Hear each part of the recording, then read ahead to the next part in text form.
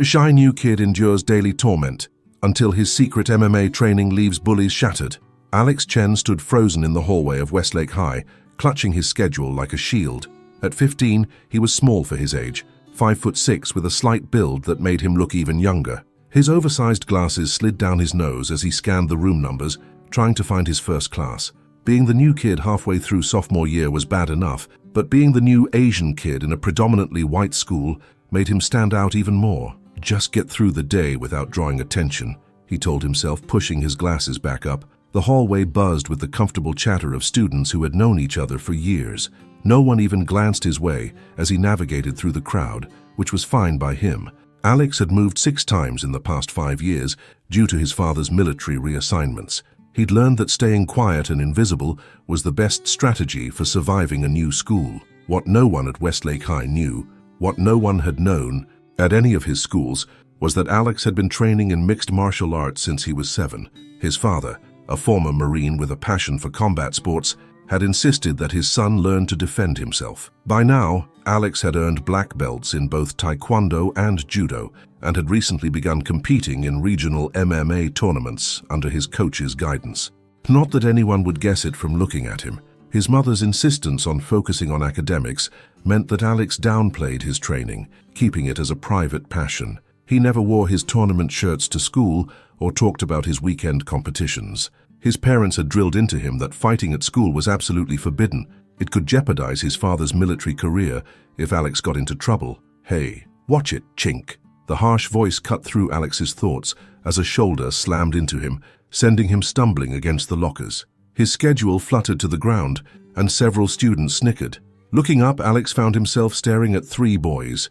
The one who had bumped him stood front and center, tall and broad-shouldered, with cropped blonde hair and a Letterman jacket. His sneer revealed perfectly straight teeth, likely the product of expensive orthodontic work. "Sorry," Alex mumbled, bending to retrieve his schedule. "What was that?" "Couldn't understand your accent," the boy said, placing his foot on the paper just before Alex could grab it. "I said sorry," Alex repeated louder this time, straightening up. "It was an accident." "I'm Tyler Weiss," the boy said, ignoring Alex's response. "This is Damon and Chris." He gestured to the 2 boys flanking him, one tall and lanky with a dark crew cut, the other stockier with reddish-brown hair. "And you need to watch where you're going." Tyler lifted his foot, allowing Alex to snatch his now footprinted schedule from the floor. "I'm Alex," he said quietly, though no one had asked. "Whatever," Tyler said, already losing interest. "Just stay out of my way, Bruce Lee." The 3 boys laughed as they continued down the hallway, shoving past a few younger students as they went. "Keep your head down. Don't engage. Don't give them a reason to notice you." Alex took a deep breath, smoothed out his schedule, and continued searching for his classroom. By lunchtime, Alex had managed to navigate most of his classes without incident. The teachers had made him introduce himself, which was uncomfortable, but at least they'd assigned him seats and given him textbooks. He knew the routine. Within a week, people would stop staring at him when he entered a room. The cafeteria, however, was another matter. Alex stood at the entrance, tray in hand, scanning the crowded room. Rectangular tables filled the space, each one occupied by clearly defined social groups. He spotted Tyler and his friends at a central table, surrounded by other athletes and pretty girls in cheerleading uniforms. "Just find an empty spot. Eat quickly. Get out." He made his way to a table at the far corner, where a few students sat with considerable space between them, the universal table for loners and outcasts. He slid onto the bench, keeping his eyes on his food as he unwrapped his sandwich. "You're in my seat." Alex looked up to see Damon, Tyler's lankier friend, standing over him. "Oh, sorry," Alex said, already gathering his things. "I didn't know." "Pretty sure they have separate tables for fobs," Damon said, using the derogatory term for immigrants. "I was born in California," Alex replied automatically, immediately regretting engaging. Damon's eyes narrowed. "Are you correcting me?" "No, Hey, Tyler," Damon called out, not taking his eyes off Alex. "The new kid says he doesn't have to move because he was born in California." Alex's heart sank as he saw Tyler and Chris making their way toward him from across the cafeteria. Several nearby tables had gone quiet, students watching with the uncomfortable fascination of spectators at an accident scene. "That right?" Tyler asked, arriving at the table. "You think you're special because you were born here?" "No," Alex said, standing up. "I was just leaving." "Not so fast," Tyler said, placing a hand on Alex's shoulder and pushing him back down. We haven't properly welcomed you yet." Before Alex could react, Chris had grabbed his chocolate milk carton and upended it over Alex's lunch tray, flooding his sandwich and apple. "Oops," Chris said with exaggerated concern. "Looks like you made a mess." Tyler leaned in close. "Clean. Sight up, new kid." Alex stared at his ruined lunch, calculating his options. He could feel the eyes of the entire cafeteria on him. His right hand twitched slightly, muscle memory from countless sparring sessions urging him to sweep Tyler's arm aside, to counter with one of a dozen different strikes. But his father's voice echoed in his head. "You never use what you've learned, unless you have no choice. School fights get you suspended, and that's not acceptable in this family." So Alex grabbed a handful of napkins and began sopping up the spilled milk, his face burning with humiliation. "That's what I thought," Tyler said with a smirk before turning away. "Come on, guys. Suddenly I've lost my appetite." As they walked away, Alex heard Chris say, "Did you see his face? Pathetic. Just 14 more months until another transfer." Alex thought, throwing the soggy mess into a nearby trash can. "I can survive anything for 14 months. The next few weeks established a pattern. Tyler and his friends, who Alex learned were all juniors on the wrestling team, seemed to delight in finding new ways to torment him. They knocked books from his hands in the hallway, made loud racist comments when he walked by, and occasionally shoved him into lockers when teachers weren't looking. The gym became a particular nightmare. Coach Phillips, a middle-aged man with a permanent scowl, seemed uninterested in curbing the behavior of his star athletes. During dodgeball, Alex became the primary target, pelted with balls thrown with much more force than necessary. When picking teams, he was invariably chosen last. Other students, seeing how Tyler's group treated Alex, either joined in with smaller acts of cruelty or simply avoided him altogether. No one wanted to become a target by association. After particularly bad days, Alex would come home and spend hours at the small punching bag his father had installed in the garage. He imagined Tyler's face as he executed perfect combinations: jab, cross, hook, uppercut. His kicks left the heavy bag swinging on its chain.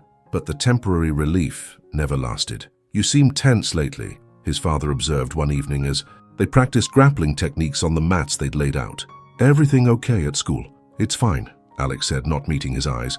"Just the usual new kid stuff." His father, perceptive as always, paused their training. "Remember what Master Park always says, a fighter's greatest weapon is restraint." Alex finished for him. "I know, Dad, I'm not going to do anything stupid." His father nodded, seemingly satisfied. "Good. Your junior tournament is coming up in a month. Keep your focus there." Alex nodded back, then took up his stance again. "Focus on what matters. School is temporary. This is what lasts." 3 weeks into the semester, Alex was navigating the crowded hallway between classes when he felt a hard shove from behind. His books scattered across the floor as he stumbled forward, nearly falling. Turning around, he found Tyler and his friends laughing. "Didn't see you there, Chen," Tyler said with mock innocence. "You're just so invisible." Alex bent down to gather his belongings, his face hot.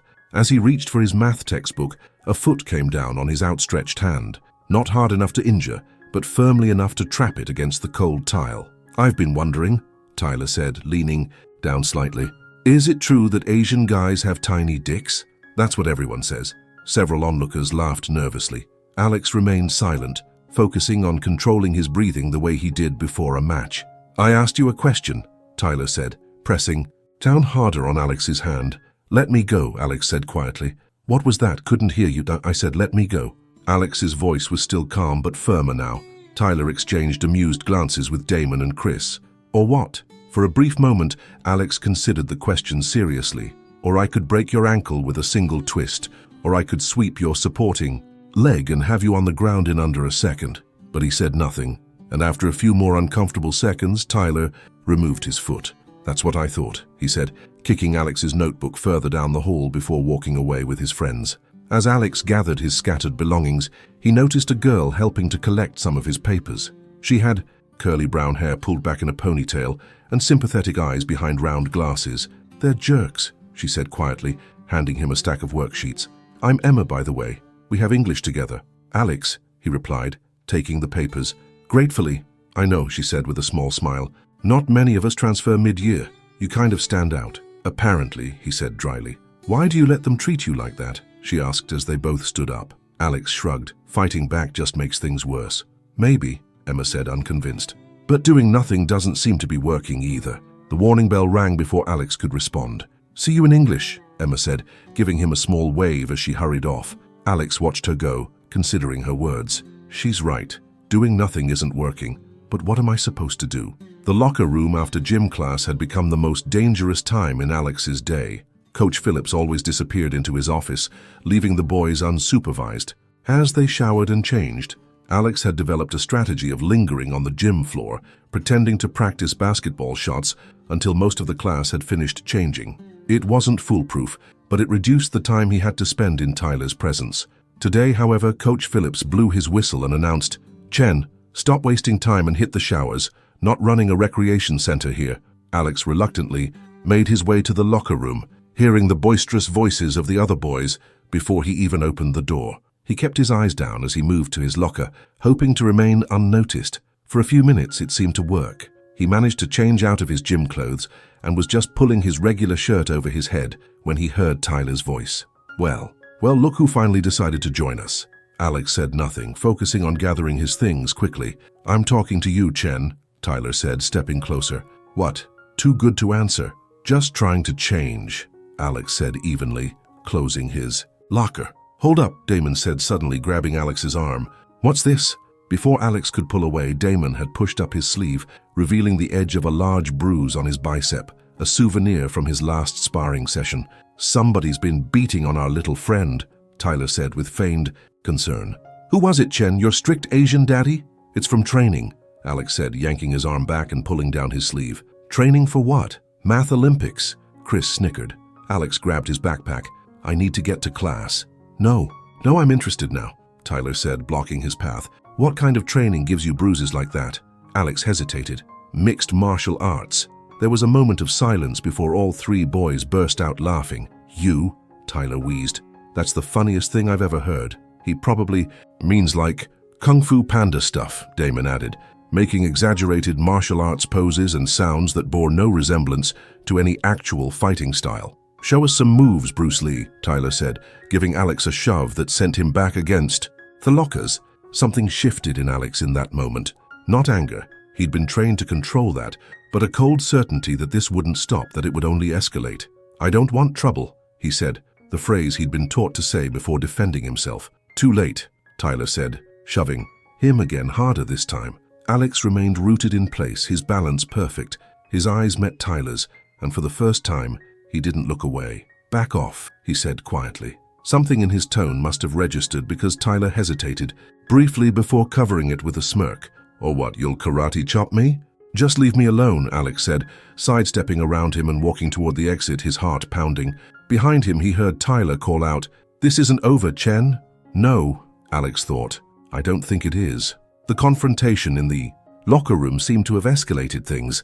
Now Tyler and his friends seemed determined to prove that Alex's martial arts training was a lie. They made kung fu noises when he walked by, called him sensei, and repeatedly tried to bait him into a fight. Alex maintained his composure, but he could feel his resolve weakening. His tournament was in 2 weeks, and the constant tension at school was affecting his focus during training. "Your mind isn't here tonight," his coach observed after their third sparring session, during which Alex had missed several obvious openings. "What's going on?" Alex wiped sweat from his forehead with a towel. "Nothing, just school stuff." His coach, a compact man with close-cropped grey hair who had competed professionally for years, gave him a knowing look. "Bullies?" Alex's surprise must have shown on his face, because his coach nodded. "It's always either bullies or a girl. You're not showing signs of being lovesick, so I figured it was the former." "It doesn't matter," Alex said, taking a drink from his water bottle. "I'm handling it." "By letting them walk all over you?" When Alex didn't respond, his coach sighed. "I've known you since you were 12, Alex. You're not just any 15-year-old. You fight at a level that would scare most grown men. Why let some high school punks push you around?" "My dad says—" "I know what your dad says," his coach interrupted. "And he's right that you shouldn't start fights. But there's a difference between starting a fight and finishing one." He paused, making sure Alex was listening. "Sometimes you have to show people who you really are, not to hurt them but to stop them from hurting you." Alex considered this. "But what if I get in trouble? What if it gets back to my dad's commanding officer?" "Standing up for yourself isn't a crime, Alex. Just make sure when you do it right, controlled, minimal force, and only when you have no other option." He clapped Alex on the shoulder. "Now, let's try that combination again, and this time, keep your mind in the present." The breaking point came on a rainy Thursday in the school parking lot. Alex was walking to his bus when he heard Emma's voice, sharp with anger. "Give it back, Tyler." Alex turned to see Emma reaching futilely for her backpack, which Tyler held above his head just out of her reach. Damon and Chris stood nearby, laughing. "Jump for it," Tyler taunted. "Come on, jump." "This isn't funny," Emma said, her face flushed with anger and embarrassment. "My laptop is in there." "Should have thought of that before you called me a Neanderthal in class," Tyler replied. "I had to look that up, you know. Not very nice." "It was an accurate comparison," Emma shot back, still trying to grab her bag. "Now give it back." Tyler's face darkened. "Make me, bitch." Before he could react, Tyler swung the backpack away from Emma and released it, sending it flying through the air directly toward a large puddle that had formed near the curb. Alex moved without thinking. 3 quick steps and he was there, catching the backpack inches before it would have splashed into the muddy water. The momentum carried him forward, but he maintained his balance with practiced ease. The parking lot went suddenly quiet.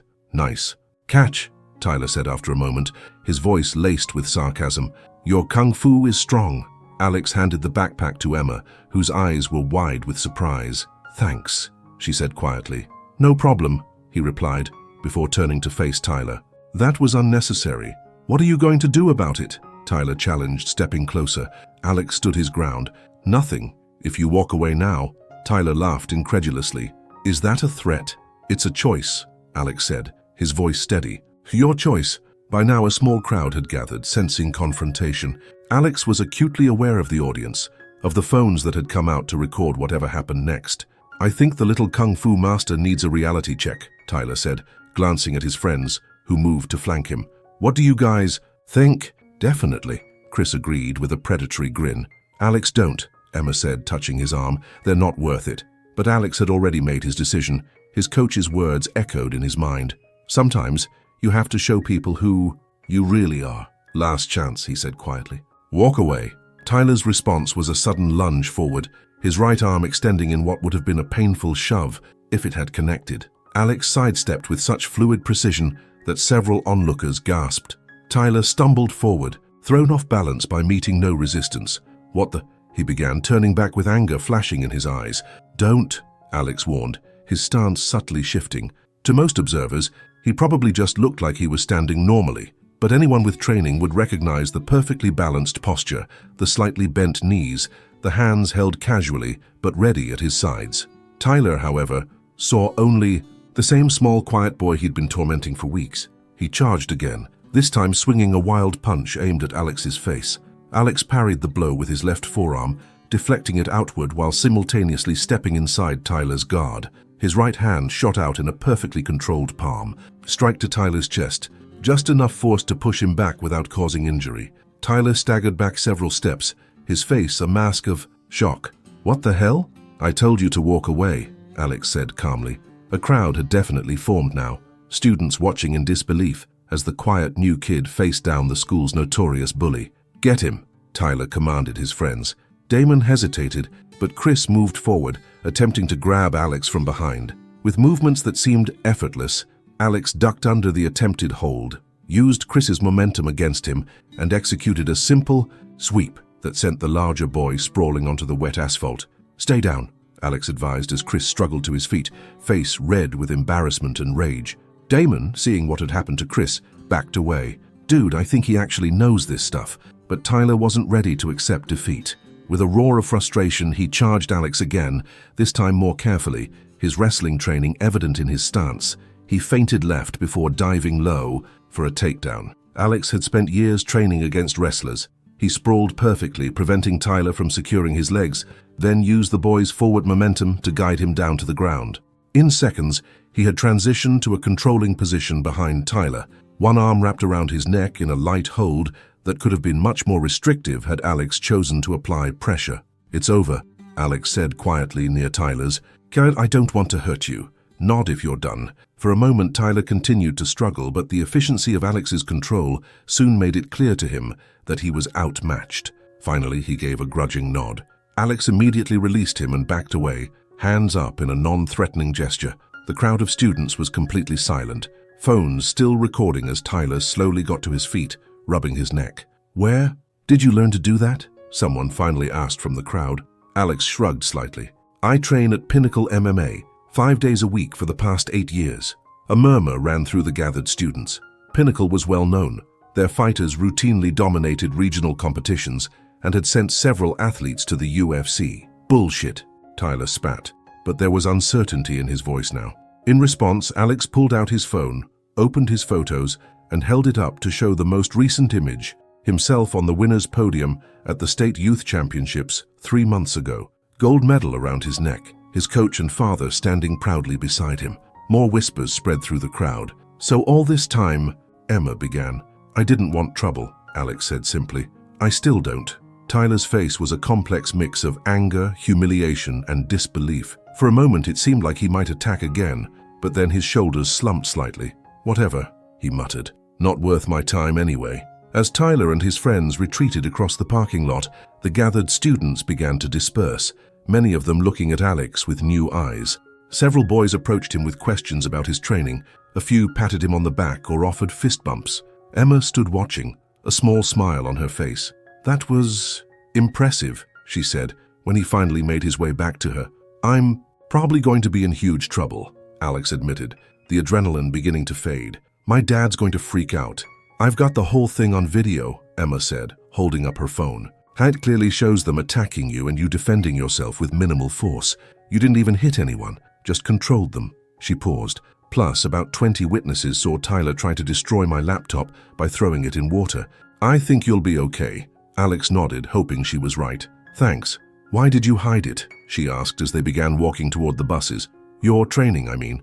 Alex considered the question. It's complicated. My dad always taught me that. Fighting is the last resort, that I should be proud of my skills but not flaunt them. He shrugged. Plus, every time we move, I just try to blend in. Well, blending in is officially off the table now, Emma noted, nodding toward the students still watching him with newfound interest. By tomorrow, everyone will know. Surprisingly, the thought didn't bother Alex as much as it would have a few weeks ago. Maybe that's not so bad. Definitely not bad, Emma agreed. In fact, I was wondering if you wanted to sit with me at lunch tomorrow. My friends have been dying to meet you anyway. I'd like that, Alex said, a genuine smile spreading across his face for the first time in weeks. As he boarded his bus, Alex felt lighter somehow, as if he'd set down a heavy weight he'd been carrying. He wasn't naive enough to think all his problems were solved. There would certainly be conversations with the principal, with his parents, possibly even with Tyler's parents. But for now, he allowed himself to feel a quiet satisfaction, not because he had humiliated Tyler, that had never been his goal, but because he had finally stopped hiding who he really was. Sometimes you have to show people who you really are, not to hurt them, but to stop them from hurting you. His coach had been right, and now, for the first time since arriving at Westlake High, Alex felt like he might actually belong.